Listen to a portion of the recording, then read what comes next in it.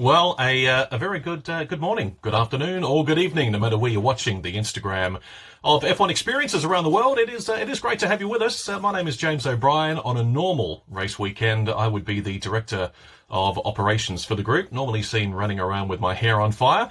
But great to have you with us here on what would have been the Spanish Grand Prix weekend. We would be pretty much in qualifying right about now. But seeing as though we can't be there, what we thought we would do is we would actually bring in somebody who really needs absolutely no introduction at all. Pleasure today to introduce Crofty F1. It's David Croft, ladies and gentlemen, who joins us on Instagram Live. Crofty, how you doing? It works. I'm well. How are you, JB? Mate, I'm well. I was a bit nervous there. This is my first ever Instagram Live, so I was somewhat nervous that I was going to press the wrong button and it was all going to go completely wrong. But we're here. We're doing it. Or we were. He's paused. So the minute I can see you, but I can't hear you. Here we are. Oh, there we are. I think we've got a better connection now. You might need to put your arm up in the air, maybe, to get a better connection. But it's good to have you with us. I can see the barbecue behind. How is life in lockdown? Well, the barbecue's working for a start. That helps. Well, that's good. Man cook with flame and all that sort of thing. I've got a glass of 0.0 Heineken on the go as well because it's a gorgeous sunny day. I mean, look. Never has Bedfordshire looked so absolutely beautiful as it's looking today. Clear blue skies, a few wispy clouds in the air, and it's all very quiet. I don't know about you, but I'm missing the noise of a lot of V6 engines blasting around racetracks at the moment. Absolutely, because right now you should actually be on air commentating of the qualifying for the 2020 Spanish Formula One Grand Prix. So how are the skills? I mean, do you feel like you might have been a little bit rusty, seeing as though we've been a bit quiet? And are you commentating on things like, bin day? Is that an exciting day around the Crofty household? Well, bin day, Monday mornings is bin day, and if ever there was a way to start the week in style, it was getting those bins out. And we, it's bins out and away we go. I hear the bin lorry coming down the road and I rush out because I normally forget to do it on a Sunday evening. But I am missing it, to be honest. So, this year I've commentated on testing. Did a couple of days down in Spain for testing, and one session of Aussie V8 supercars, and that's it. I don't know. I'm a little nervous about when we go racing again because it will be the longest. Would it be the longest since 2006 that I've ever gone without doing a Formula One commentary? So I'm sure it'll all come flooding back. But if I'm nervous, how must the drivers be feeling at this moment in time? Wow. Even the seasoned pros like Kimi Räikkönen, they've been away from the track for a long, long time. And yet you can do all the sim racing in the world, but that's not going to strengthen your neck and it's not going to get you completely ready for what's to come during the first few races. So I think when we do get going, James, it's going to be amazingly exciting because drivers are going to be a little bit rusty. They're not going to be completely up to readiness until maybe 2 or 3 races in. It's interesting, actually, because I did see Christian Horner from Red Bull Racing saying exactly that, saying we could see a few tussles, a bit of a biff and barge out on the circuit with drivers not really knowing where the corners of their car quite are. But let's just touch quickly. You mentioned there sim racing. What do you think about sim racing at the moment? I mean, the whole world seems to have picked it up. The F1 drivers, the Formula E guys, IndyCar, supercars, everybody's doing it. What's your take on this? I'm really enjoying it. And I thought last week's Formula One Grand Prix was superb with Alex Albon and Charles Leclerc trading the lead as often as they did. And I completely lost count as to how many times the lead changed hands. I am enjoying it. For me, it's no substitute for the real thing. As great as the graphics are, and they are phenomenal, Codemasters have done an amazing job. And I can't wait for the F1 2020 game to come out to see what they've done to take it on even further. But as good as they are, you don't feel the noise, you don't hear the noise, you can't smell the action on the track. And it's not quite the same thing, but it's a very good substitute in these times. I'd rather have esports than no racing whatsoever. And it's been lovely to see the crossover with Lando and Jensen and Max trying their hand at other different series as well, and proving just how talented they are. I don't think Lando's moved from his sim room in his bedroom for the past 2 months. I mean, the boy needs to at least go and have some dinner, quite frankly. But it's great, and they're finding ways to keep fans entertained, and I think that's a really good thing at these times, because we can talk forever about how much we're missing Formula One, but let's put some entertainment on as well. It is the responsibility of all of us. That's why I'm glad F1 Experiences wanted to do this today for people on Instagram Live. It's our responsibility to help people through this. We are all in this together, and if we can bring the community, the F1 community, the motorsport community together, that's not a bad thing as well. Hello to everyone who's typing hello messages at the moment. Thank you for all that. It's great to see people tuning in all the time. Absolutely. They're coming in thick and fast from all over the world. So so once again, it is lovely to have everybody with us.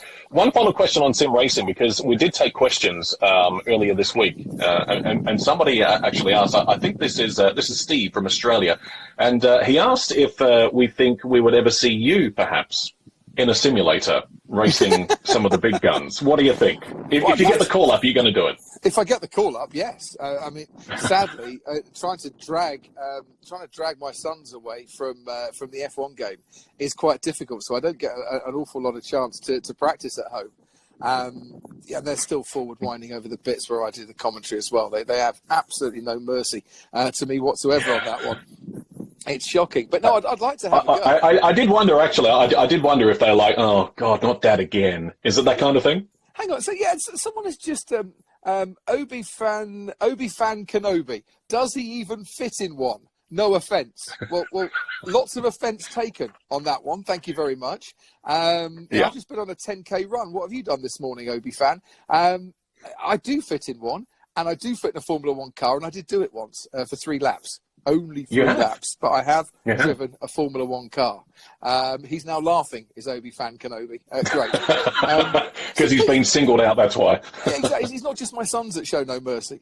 Be nice to people at this moment in time, Be that's nice right. here. That's right. And he says, I put on weight. Yeah, well, honestly, it is not easy. How long have we been in lockdown? 50-odd days now? It's something like that. It's a crazy amount. I can barely see my feet. It's dreadful. It's not good. It's not good at all. I was actually just mentioning to my wife before I came on there, I was worried about my hair more than anything else. And I did say my last haircut was 2 weeks before the Australian Grand Prix. So there's enough gel and product in this thing. If I go near a naked flame, I'm just going to go up. So I'm staying well out of the way. Well, listen, you know my other half very well, and she has been amazing in the last few weeks. She has turned her hand to many professions. We've just moved house, and she's done a lot of DIY. Has been seen with a mastic gun, doing what I don't know, but she's been off. She's been building things. She's been doing gardening, but she's also been cutting hair as well. And I've had 2 haircuts from my other half. Now, apologies to Susie, who is my usual stylist. I say stylist. Susie works in the barbershop in Biggleswade, and she has cut my hair for the best part of 20 years. I'm a creature of habit when it comes to haircuts. But I can't obviously get to the hairdressers. They're not open as well. So Laura, God bless her, and I'm pretty sure she's actually watching this from a room in the house, did about 3 tutorials on YouTube on how to cut hair. And it's not done bad. I mean, I did say, can you get rid of the grey bits? But she's not done that, to be fair. But other than that, Sharpie. Works every time. What it needs. That's exactly what it needs. I've run out. You just said, what type of prices are we talking for a chop, Laura? Honestly, 15 quid, and she'll do haircuts once we start going again. Maybe when we all get back to normality and F1 Experiences is running our Champions Club again, maybe we could have a pamper corner. She could be there. We could get some massage, a little bit of hair cutting, some makeup lessons. Sounds great. Makeup lessons. This sunburn is real and genuine. There's no fake tan on this one. Real Staten Ninja, I think, or one NJA says you're supposed to grow a beard and let it go. I did try growing a beard, but unlike you, James, I can't grow a beard. Mine's growing skills. Well, this is just this morning. No, I'm joking. Listen, what we're going to do now is we're going to jump on to some questions because we did get a lot of them through from a lot of our followers on Twitter and Instagram and Facebook as well. And I'm sure you get asked this one a lot, but I don't think even I know this one. How on earth did you get into this crazy sport of Formula One and get your gig commentating? How did this come about? Well, I went through the conventional route, and I had a conversation with someone in a bar in Las Vegas, which is, really? I think, is the only way to get into Formula One. That's the short of it. I started out working for the BBC as a sports reporter in a part of the world where when I was working for BBC Three Counties, Stewart Grand Prix, or Paul Stewart Racing, turned into Stewart Grand Prix. So that was my first taste of Formula One properly. I was interviewing Paul Stewart and Sir Jackie Stewart on a weekly basis. It was amazing. Wow. You know, a great privilege and a thrill to be going to see Jackie Stewart, who was a man that when I was a boy, you know, I knew a lot about and was one of my first big heroes. And then I went to join BBC Radio 5 Live. And honestly, I'd been working for them for a number of years, and I was in a bar in Vegas when Jason Swales, who was the producer of 5 Live Formula One at the time, said, "Really, Crofty, you should be an F1 commentator." And I went, you've had a drink, shut up. You know, don't give me that. He went, no, we need a new commentator, and we think you'd be really good. So would you audition? So I did, and somehow managed to fend off a load of competition from other people and got the gig. So on the 23rd of December 2005, I became the BBC's F1 commentator on a year's contract. So if it all went to pot, that was it. I was out of a job at the end of the season. And luckily, by the end of the season, I'd done enough to convince them that I should carry on. Made my debut in Bahrain 2006. Thought I knew a lot. Realised I didn't know half as much as what I needed to know. And I've basically spent the last few years trying to learn on the job, basically. So and you do. Formula One is one of those sports that it can be so complex. There can be so many different things that crop up that you do learn things all the time. Don't just ask me, ask Martin Brundle. He's been doing it a lot longer than I have, and he's still learning as well. And you scratch away at the surface and new things come to light. It's absolutely superb. So, yeah, that's kind of how I got into it. And Sky, when they had got the rights in 2011, when the BBC went to Sky and said, "Can you help us out here? We can't afford to do Formula One all the time." And Sky very quickly got in touch with Martin and myself and asked us if we wanted to become a commentary duo. And we've been the Batman and Robin of Formula One. I'm not saying which is which, but you know, or whether we wear our underpants outside of our tights. But we've been the Batman and Robin ever since. I love it. I love it. It's a fantastic story, and you mentioned a couple of your heroes there. But who is your most favourite person to interview? Because we see you down in the paddock. You're doing bits and pieces all the time. I mean, you must have a favourite. Yeah, no word of a lie. I love interviewing all the people in Formula One: drivers, team principals, you know, mechanics. You name it. I love talking to people, as you probably gather. In terms of the drivers, I haven't got a particular favourite because they are all individual characters. Some are easier to interview than others, but I absolutely relish the challenge of interviewing Kimi Räikkönen. He's not a man who says a huge amount. No. When you ask him really dull questions, now you've interviewed Kimi, I'm sure, a few times. I have, and he can be tricky. But if you're just going to sit and talk tyres with Kimi, you're wasting the opportunity to engage a man with a huge amount of knowledge and experience in Formula One. So I try and find a subject that he's interested in, because when Kimi's interested, he will talk and he will talk and he will talk. And I know I've done half an hour interviews with Kimi Räikkönen before, and they're not easy, but they're not as difficult as you might think. And I love talking to Kimi, and he's full of fun. He really is. Indeed. Last year, we had him doing radio remote control cars, and I tried to get him to sign his book for me for my son. And he said, "Oh, your son?" I said, "Yeah." I said, "He's a big fan. Would you sign it?" And he said, "Yeah, no problems. Just put two Crofty down there." And he said, "Crofty?" I said, "Yeah, Crofty. He's my son. He's obviously Crofty as well."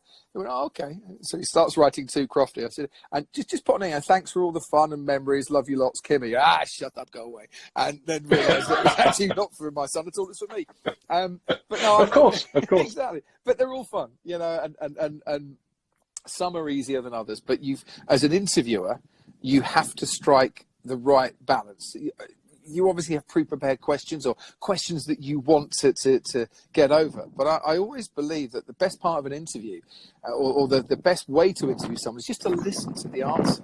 And if you're interested, develop that answer further, because if you're interested and you ask supplementary questions, your interviewee knows that you're interested in them, and they're more likely to be more open with you on that one.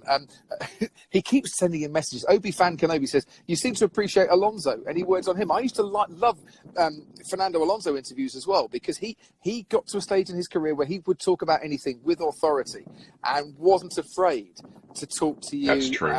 And to have an opinion. And I think when a driver has an opinion, when they're not afraid to have an opinion, that's when you start to get really, really good interviews as well. But, Seb, Daniel, Lewis, Max, Lando. Actually, Lando, for a young lad, Lando's a brilliant interviewee because he's not afraid to have a bit of banter with you. And he trusts. Exactly, he is good fun. You've interviewed him a lot, and he's got a great character. But they're all really intelligent guys, and we're blessed in Formula One that we're not. Oh, we really are. Yeah, we're not interviewing monosyllabic idiots every week. Yeah. We'll leave some other series alone there as we move on to the next question. That's not a reference to any other series on the planet. Not at all.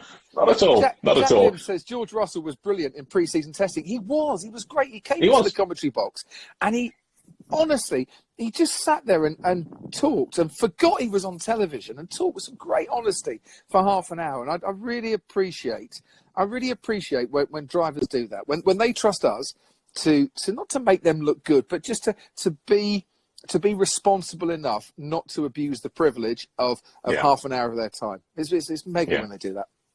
No, absolutely. Another question that's come in from one of our fans on social is, how difficult is it to actually commentate? Now, I've seen firsthand the amount of preparation. Don't try it. Don't do it. Never do it. No, I've seen firsthand the amount of preparation, and I don't think people do realise the amount of preparation that goes into a race weekend for yourself and obviously Martin Brundle and the team. But how do you keep that thought pattern going?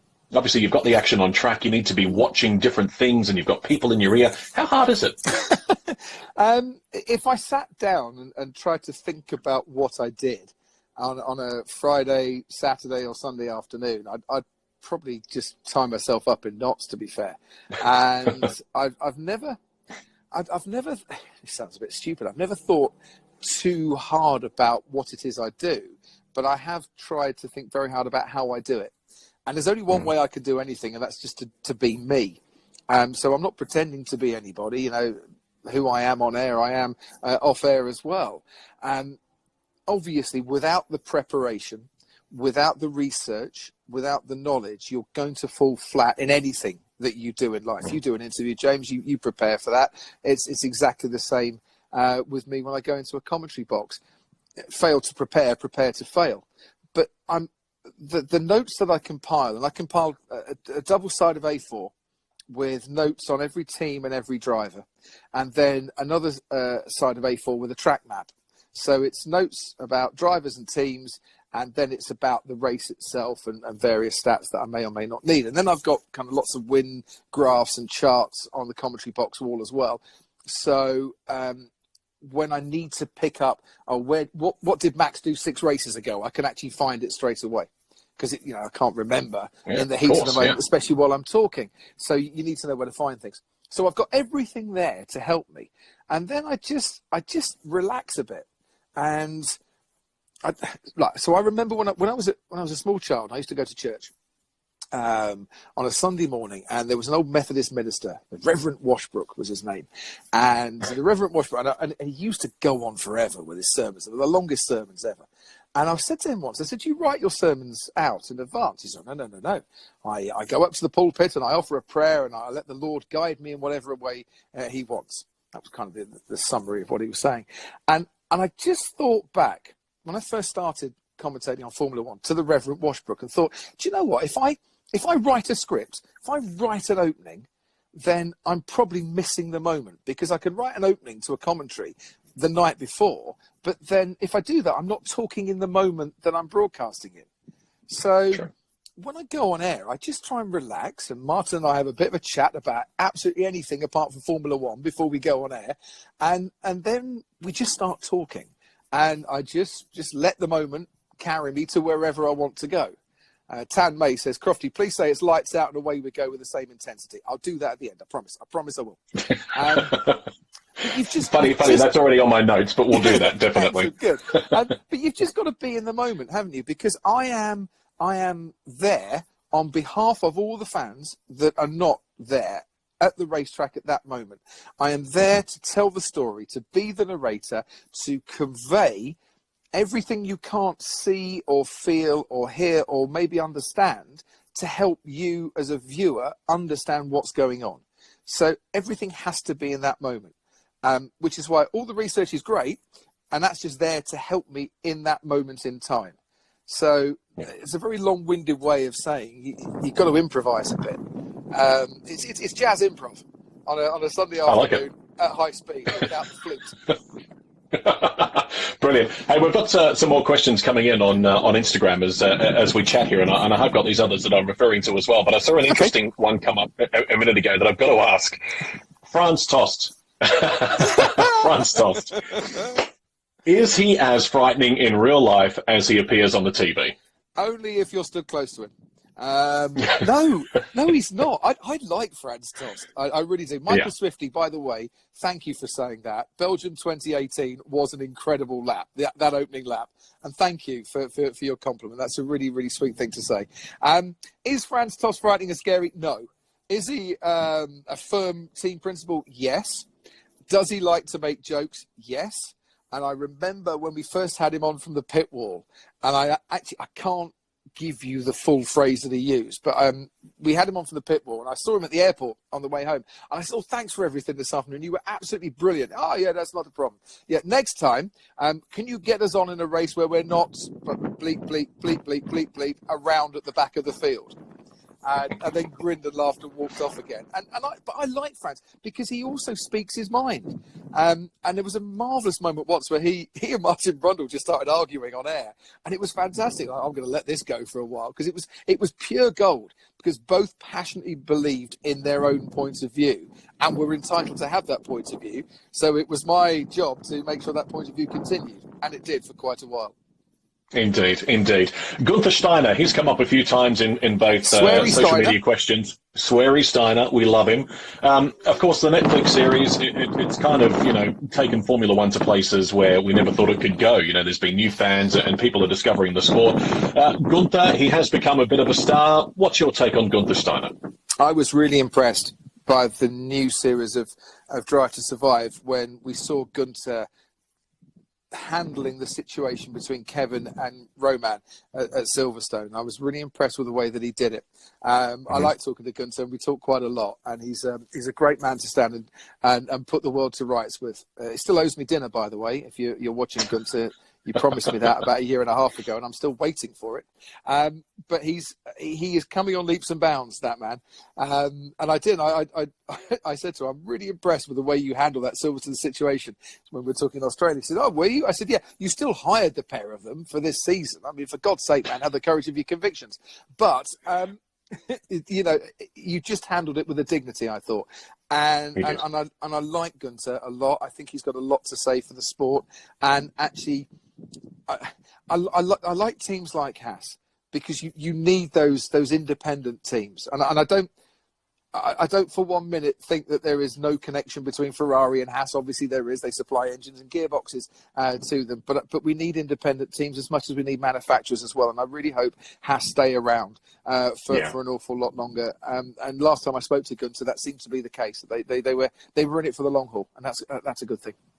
No, that is a fantastic thing, and we're looking forward to getting back to racing eventually when it happens. But let's touch on another team that is, very sadly down the other end of the grid. Let's talk about Williams. Their struggles have been well known over the last couple of years. How do you think they're coping with this lockdown period? I mean, financially, they're in a little bit of trouble.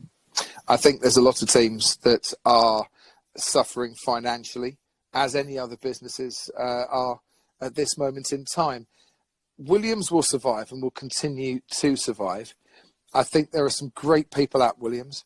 I think that the days of Williams dominating championships are long gone, and so they need to be comfortable with where they are at the moment whilst trying to improve and improve. And I'm sure they're trying to do that. Claire Williams has been a good friend of mine for many, many years now, and I admire the way she sticks to her guns and leads from the front in that team. Could she do with a bit of help? Possibly. In terms of experienced hands coming in, but they're difficult people to find. You know, you can't just go and pluck a Ron Dennis off the shelf and say, turn my team around. They tried to do that with Paddy Lowe and that didn't work, did it? So is there a chance of them improving? Yes, because the situation we find ourselves in is that when we do go racing, you know, for this year, the cars have not been worked on and developed because the factories have been shut down whilst we've been away. We'll keep the same chassis and the same regulations for next year. That can only help teams like Williams catch up to the lead field. And maybe we don't need big changes in 2022. Maybe we just need some stability and help the field close up.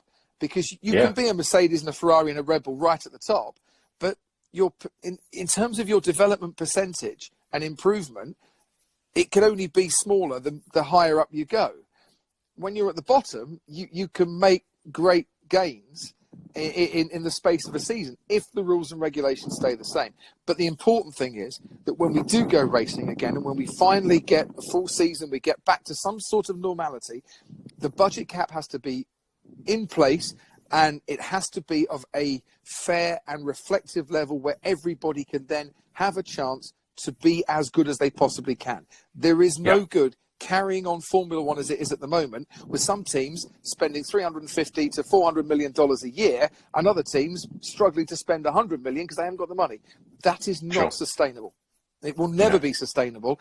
And the one good thing to come out of the situation we find ourselves in at the moment is that people are suddenly taking that seriously. Teams like McLaren, who for years spent more than anybody else, are realising that they're having to take sustainability seriously in terms of how much can they afford to spend. So look for the positive in any situation in life, and that I've always tried to do that. That to me would be my positive to come out of this. No, absolutely. I think you're right there. It's a good thing to see that we are seeing teams now really taking a look at the books and seeing how they can also, you know, get the most out of a pretty terrible situation that of course we all find ourselves in. And if I just add to that, how will the budget cap affect the higher teams? Will they need to mass fire staff, says Will 67813? I hope not.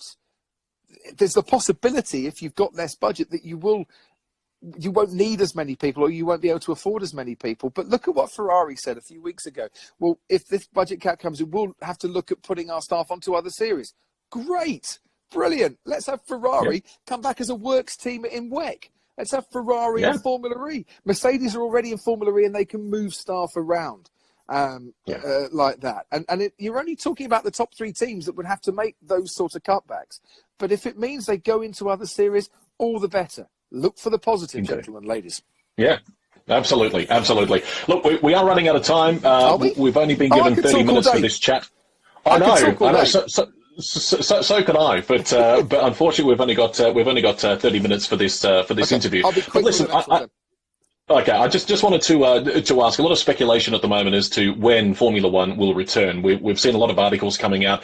Perhaps a double header in Austria, maybe Silverstone, then potentially on to Hungary. We're going to go here. We're going to go there. What's your take? Formula One behind closed doors, or should we just go, look, for the safety of everybody, and we'll come back next year? I mean, what's your thought on it? No. If we can safely go racing behind closed doors, that is the better of a bad job, as it were. That's the better way to do it, but only if we can go racing safely. And I don't want the sport to be putting people in risk just for the sake of going racing.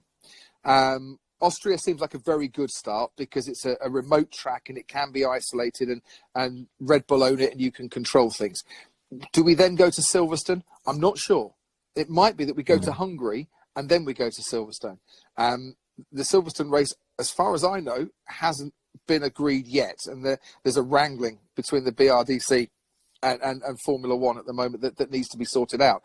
Now, the speculation in the UK is that there'll be 2 weeks quarantine for people coming in to the country, and they'll have to self-isolate. Well, that doesn't help a Formula One season if we're coming back from Austria and we're having to self-isolate. Now, if we can do that at Silverstone, then that's that problem solved. But once again, it doesn't necessarily make things easy. So you have to take advice from governments. Hockenheim is on the agenda. It's a little less remote. There's talk of going to Monza, but Monza's in a royal park, in a massive royal park. Is it easy to isolate that track and keep the Formula One, staff separate from people who live in Monza? Imola might be a better idea. I don't know. I'm not an expert, but don't think the calendar is as you expect it, Formula One fans at the moment. There could still be changes. But what I'd like to see, hopefully by the end of the year, at least for the Middle Eastern races, that we get back to having fans at the racetrack and fans that can come and join in with F1 experiences, get as close to their sport as they ever wish to get, and really enjoy what you guys offer and what the sport offers as well, because it is an amazing, wonderful sport, and we all miss it dearly. So the way I see it panning out, we will go racing behind closed doors. We might go racing behind closed doors in Asia as well. But by the time we get to the Middle East, by the back end of November, we should be racing in front of fans. What happens with the Americas, I'm not quite sure yet either. Yeah. Well, it goes without saying that everybody at F1 Experiences is absolutely mad keen to get racing again, but as you say, safely and for the benefit of everybody that we do it safely. Now, I've just got a note from our producer who says you can go for an extra 5 or 10 minutes if you want to. Are you happy to keep going, Crofty? Happy to keep going? Listen, half an hour. We've only done 10 laps of Spa by now in the rain. I once commentated on a race, James, that lasted 4 hours and 4 minutes, and that's not counting all the bits when we sat around waiting for the rain to stop. So this is a mere piffle. Walk in the park. Absolutely. Walk in the park. Yeah, absolutely. I was, in fact, working for McLaren at that particular race, and I can tell you it was a pretty big weekend. It was a pretty big evening on Sunday. How close did you get to Rihanna then? Because she was there with McLaren. She came to see Lewis, didn't she? She did, but not that close. No. There was a rather large bodyguard that kind of went like that and pushed me out of the way. But you got to try these things. You got to try anyway. Look, let's get back. Let's get away from Rihanna and let's talk about. You've mentioned Spa. Is that one of your favourite circuits to commentate on? Because it's such a long lap. Yeah, it's a really hard circuit to commentate on, actually, especially in qualifying, because you wait 40 seconds for a sector to finish. So you're having to fill a lot more in between sectors. And also, the first lap is really difficult at Spa because it takes the sectors on the timing screens a lot longer to adjust. I remember one year at Spa, the director of the World Feed put a helicopter shot on the first lap as the cars were going up through Blanchimont and up towards the bus stop. Brilliant. It looks superb. But in all honesty, you try picking out the cars that are all close together and telling who's who and who's where from a helicopter shot on the first lap where they're all running close together. That was a challenge and a half, that was. But I do like Spa because it's unpredictable. I love Interlagos. It's one of my favourite tracks because it's just something gorgeous about Formula One being in the heart of an area and the favelas and the houses being so close together. Same with Imola. I used to love going to Imola for that very same reason. I love going to Austin. I think Austin is an amazing track, and they've built a sensational track there that offers a lot of great overtaking. Monaco, just for the sheer bonkers nature of racing cars around Monaco, it is always fun. Suzuka, because there is no other circuit like Suzuka, and if you get it wrong at Suzuka, you can get it wrong, and that's quite badly, and that's the end of your race. But my favourite track, I'm a bit of a homeboy. I just love Silverstone.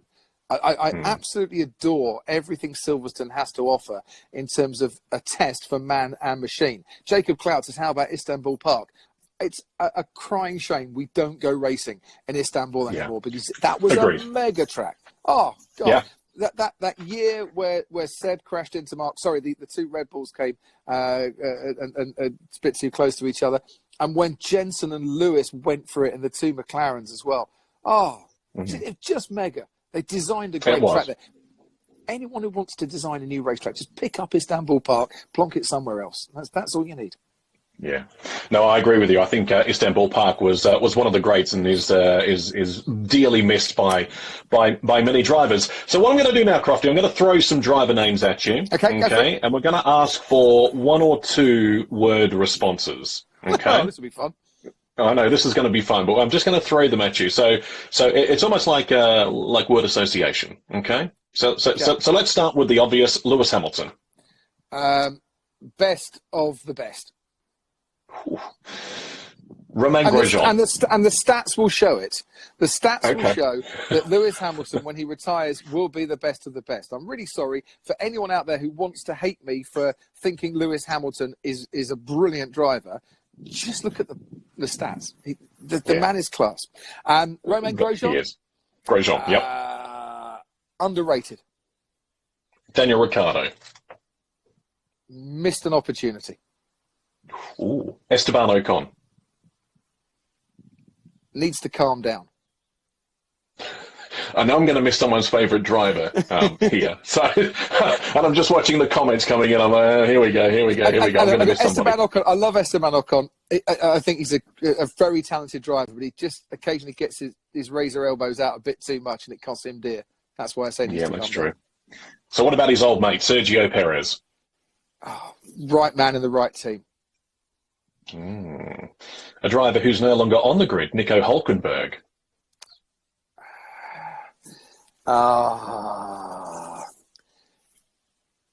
Brilliant driver, but not necessarily in an F1 car. Okay. Another driver no longer on the You grid. don't dominate A1 GP and GP2 and win Le Mans in the way Hulkenberg did without being a brilliant driver, but that doesn't necessarily mean he was a brilliant Formula One driver, because he had his opportunities in F1 to make a real impression, and it didn't happen for one reason or another. He did get close, though, that Brazil qualifying in the rain. I think everybody will never forget that his one. pole position, absolutely superb. But go back to when he was leading the Brazilian Grand Prix and tangled with Lewis. Should have done better that day. Go back to Germany last year. Should have done better. Go back to Baku, where he crashed when he was 5th twice, and actually on a day when he could have had that podium, but he lost it in a silly way. All right. Let's throw another couple of names at you. Another driver no longer on the grid, but he's got a massive following all over the world. And I know we've got some Polish people watching at the moment. So Robert Kubica. Would have been world champion. Yeah, I absolutely agree with you. I loved watching Robert Kubica when he first came into Formula One. Everything about that man suggested he would go on to become one of the greats. And it didn't happen. And it was such a shame last year. I hated to see Robert, at the back of the field. That's not where he should have been. Yeah, genuinely one of the nicest guys on the grid. And I think we'll both agree with that. Absolutely. Yeah. Wonderful human being. All right, let's talk about Valtteri Bottas. Better than a number 2. Oh, interesting. Lando Norris. Oh, Lando Norris will win Grand Prix one day. Sebastian Vettel. 4-time world champion. I think that says it all about Sebastian Vettel. I think you can't give a short answer about Sebastian Vettel, because on his day he is imperious, and was those years with Red Bull absolutely imperious. But I'm not sure his day is in the current guise of Formula One. I'm not sure he suits the current style of Formula One car as much as he did the off throttle blown diffuser, flexi wing days of Red Bull's dominance. Yeah. Okay, one last one. I'm going to give you 2 more. Charles Leclerc. World champion in the making. And same as Max Verstappen. Yeah. Okay. And finally, Alexander Albon. Oh, Alexander Albon has taken his chance brilliantly well. Absolutely delighted for him and the way his Red Bull career has gone so far. Now needs to get closer to Max. Yeah. Do you think he was the surprise packet of last season? Yes. I think given that before we went into last season, he might not have been driving in Formula One. He might have been driving in Formula E. Yes, because he ended up at Red Bull and he ended up doing an absolutely sensational job. I was gutted for him that the crash with Lewis happened in Brazil when it did, but I was also utterly delighted for Pierre Gasly, who deserved to finish his season on a high, because he didn't deserve to go away from the final race of the season thinking, my God, that's my career over. It's not. Pierre will be in Formula One, I think, for many years to come. But all I would say to fans of any driver or critics of any driver, you don't get to Formula One if you're rubbish. Even if you perceive a driver to have paid his way into a seat, they still have to be of a brilliant standard to be able to do what they do. And, you know, they need to have won races, they need to have won championships. To get there, they need to have had a good grounding. I don't dispute anyone in F1 having their place on the grid at the moment. I'd like to see the grid with a few more cars so we can have a few more drivers. But in all honesty, every single driver deserves their place, because a lot of you, sorry, I just saying Alonso at the moment. If you want my opinion on Fernando Alonso, makes better decisions on the track than he has done off the track. How's that? Yep. That's pretty good. Fernando Alonso, to be just a two-time world champion, no, he's better than that. He really is better than that. But he didn't always make the right decision. Mind you, we don't always make the right decision, do we? You know. That's true.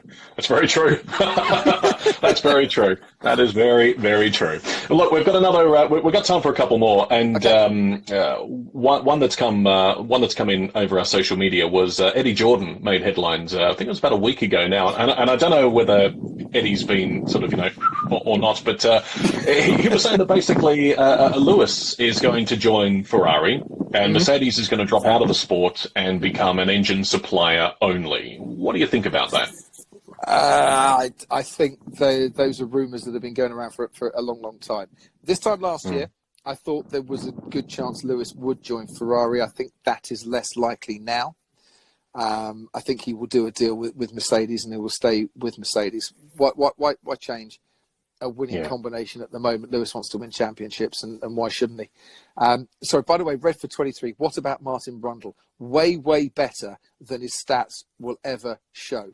Martin Brundle was a phenomenally good driver who quite often got the best and more out of machines that shouldn't have been finishing where they were. And not to have won a Formula One race. No, he should have won a Formula One race, but he was often in the right car at the wrong time in his career. And I think he'll probably admit that as well. Sorry, I got distracted. Lewis, I don't think Lewis will go to Ferrari, not for the next couple of years. Will Mercedes pull out? No. I think if Mercedes as an F1 team are being asked to spend $350 million a year, there is a chance that in Stuttgart they'll say, no, we can't afford to do that. But if the budget cap comes in and they're not spending that, and don't forget how many sponsors Mercedes have got, the worldwide marketing return on Mercedes' involvement in Formula One far outstrips the money that they're putting in to that F1 team. It's the same with Ferrari. You know, in all honesty, guys, Ferrari, Mercedes, where do you think you're going to get that level of exposure for that amount of money? Elsewhere, you're not. So then I don't think they're going to pull out. No. Yeah. While we're on the subject of Mercedes, and an interesting question just come up then. Do you think Nico Rosberg retired too early? Yes, I do. But in Nico's mind, he couldn't dedicate the amount of time, effort, emotion, and energy that he had to dedicate to take on Lewis again, at the detriment of his involvement with his family. So in Nico's mind, it was right to retire. But from an outsider's perspective, we were deprived a few more seasons of Nico in Formula One and battling away with Lewis. And I think it would have still been a great scrap. So absolutely. He was right to do it for the choices and the reasons he gave. Would I like to have seen him stay around a bit longer? Yes. Do I like working with him? Yes, because he's a good lad. Yeah, he's a good laugh. He is, and he's a good laugh. And in fact, you mentioned family, you mentioned children, and I remember talking to Alexander Wirtz going back probably far too many years. My beard tells me how long I've been in the sport, but having a chat to him, and he was saying that for every child you have as a Formula One or a racing car driver, you get a tenth of a second slower. That was in his mind anyway, because he says you're no longer thinking, well, I'm just going to go for it. Instead, you're thinking, you know, Alex Jr. Do you think that's the case? Do you think the drivers sort of have that, I better not do that just in case sort of mentality? Yeah, I think the older you get, James, the more you try, the more mature your decisions are. Obi-Fan Kenobi has just apologised for his comments at the start. You see what I mean? You are backing up my argument there, and I love you for that. You're a gorgeous man. Thank you very much. And thank you for the apology as well. The older you get, the more mature you are. You don't do as many reckless things as you did when you were younger. That's the whole beauty of being young, and it's why I'm celebrating my 50th birthday this year and still claiming to be 21, because I still like making reckless, stupid decisions. You know, that's fine. It's fine. Yeah, exactly. We can all do that. So I don't think you get slower. I don't think you take the risks that you used to take when you were a bit younger. And look, you also have more demands and pressures on your time the older you get as well. Especially when you do have children. You know, you can't just isolate yourself from your family to pursue your career. That's probably a bit selfish, or Nico would believe that was a bit selfish when he made that decision. You know, he wanted to be a family man as well. So yeah, no, absolutely. I think he made the right decision for him. I really do. Yeah. Listen, we've got to wrap this up in a couple of minutes. We do want the signature Crofty lights out. Don't jump the gun. Let's not jump the start just yet. But one final question for you is that obviously Lewis Hamilton has dominated this sport for the last few years.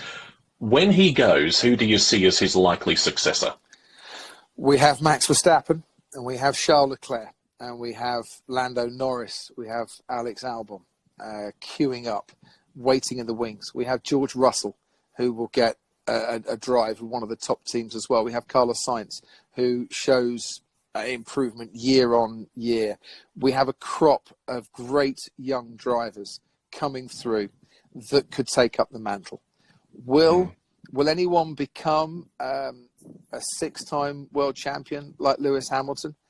I think Lewis will win 8, by the way, by the time he retires. That's my bold prediction this afternoon. I'm not sure.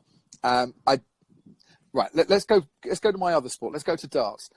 When Phil Taylor retired after winning, 15 world championships, the question was, can anyone else out there replace Phil Taylor? Well, Michael van Gerwen came through. He hasn't won half as many titles as Phil Taylor, but he has been world number one and has dominated the sport in the way Taylor did. I don't think we will see for a long time anybody be in a position where they dominate in the way Lewis Hamilton has, but we will see drivers win multiple world titles. People like Lewis don't come around every year or every season. That's why we actually should appreciate what we're watching while we're watching it. It's the same with Michael Schumacher. It was the same with Fangio before that. It was the same with Senna. It was the same with Jim Clark. It was the same with Alain Prost. It's the same with Nigel Mansell. These drivers, as we tick towards the 70th anniversary of Formula One, let's think back to those great drivers who gave us so many thrills over the years. And they don't all come around every single day. And it's Formula One's World Championship birthday on the 13th of May. So we'll raise a glass to Formula One, because if nothing else, it's kept us talking for 3/4 of an hour on a Saturday afternoon. With absolutely, it has. We had no idea how to fill these 45 minutes, James, but somehow we've done it. And apparently we're leaving people wanting more. And a few of you are saying, we are. Can Sky show some more retro races? We are doing our best at Sky to provide as much content as we possibly can in these times. It's not easy. We're all working remotely. We're all working from home. That in itself requires a lot of things to happen, and it happens a lot slower than it would do if we were all in the studio together. But we are doing our best to put on more and more programming. I'm recording 2 watch-alongs on Monday and Tuesday that I hope you are going to absolutely love. I can't tell you what they are, but one involves a Brazilian who was so nearly world champion and probably was for 10 seconds, and one involves the greatest race of last season, bar none, and there were some great races last season, with the winner of that race as well. So we've got some brilliant content coming your way next week, and we will continue to do that throughout the lockdown until we can get racing again, and until I can shout, it's lights out, and away we go! And there it is. And there it is. Crofty, thank you so much for your time on this Saturday afternoon. In about 12 minutes, we'll have the answer to who's starting on pole position in Spain for the 2020 Spanish Grand Prix. But Matt, it's been a pleasure as always. Thank you so much, and we'll look forward to chatting again soon. I certainly hope so. Thanks, everyone. Take care and stay safe. Good on you, mate. Cheers, mate. Good on you. Ladies and gentlemen, the one and only Mr. David Croft, and it was a real pleasure to be chatting with him today on the F1 Experiences Instagram feed. We will be back. There's much more content coming your way. We've got lots of great interviews, lots of great Instagram and Twitter and Facebook stories coming up for you that will help bridge the gap whilst we are away from our racing. But thank you so much for watching. It's been an absolute pleasure to have you with us, and we'll look forward to going racing very soon indeed. From all of us at F1 Experiences, enjoy the rest of your weekends.